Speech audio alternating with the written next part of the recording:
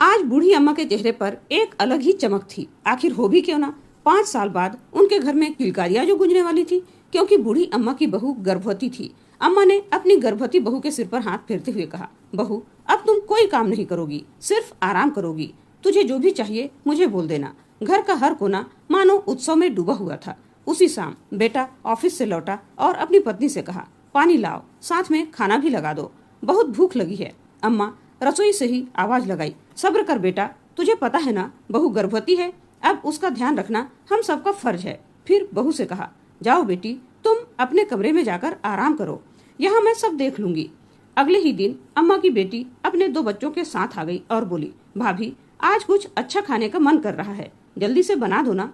बहू बोली, ठीक है दीदी, आप बैठिए, मैं बनाकर लाती हूँ।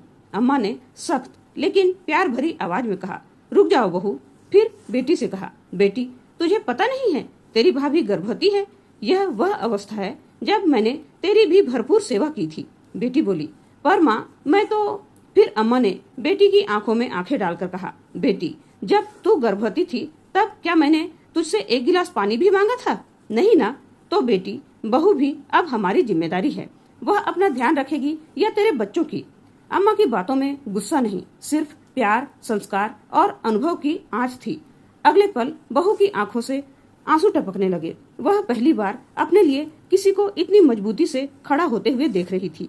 तो दोस्तों, यह सही बात है, सास अगर माँ बन जाए तो बहू का हर दर्द आधा हो जाए। क्या आप भी इस बात से सहमत है? अगर हाँ तो अपनी राय कमेंट करके जरूर बताइएगा। वीडियो पसंद आए तो लाइक और शेयर जरूर कीजिए। धन्यवाद।